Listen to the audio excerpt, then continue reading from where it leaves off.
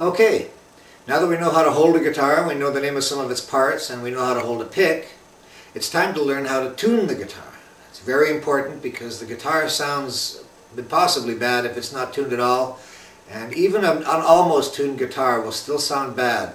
If an instrument is tuned really, really well, it'll sound great, and that's important. And it's also a little bit of a difficult thing for beginners because their ears aren't trained yet, and they find it hard to learn how to listen to these notes and to decide when they're exactly right.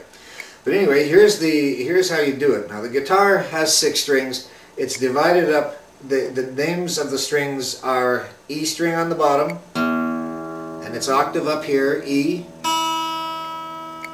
And then the next string down, the second from the top, is A. This string is D. The next one down is G. The next one is B. And that's it.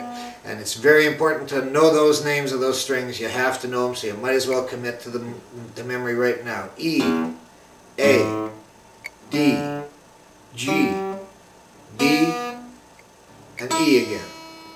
So now, the strings have to be in tune with one another. So what we'll do is we'll take this E string and make it an A by pressing down on the 5th fret. Then we play the next string down, which is an A. Those 2 tones have to be the same. Now let's pretend they're not. Okay, you can clearly hear that tone is flat. It's lower than the first tone, so that has to be brought up to the level of the E.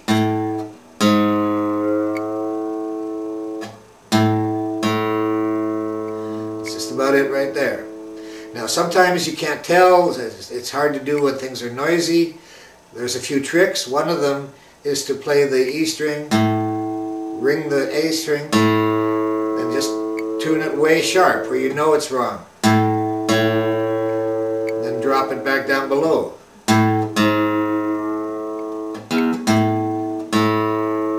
Right in the middle there, that's where the right note will be. And that's your A. Now the next string, we're going to make a D on the A string. There it is. And the next string is a D. Those 2 notes have to be the same. So again, we can just turn it out to hear it. Clearly very dissonant.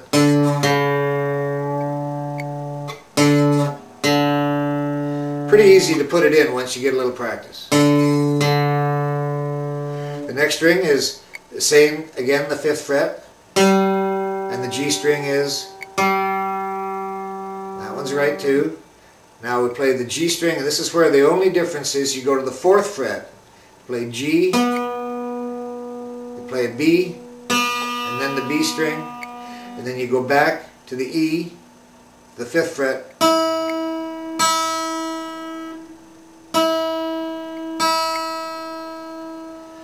so that's all the strings are in tune, and the chord sounds good.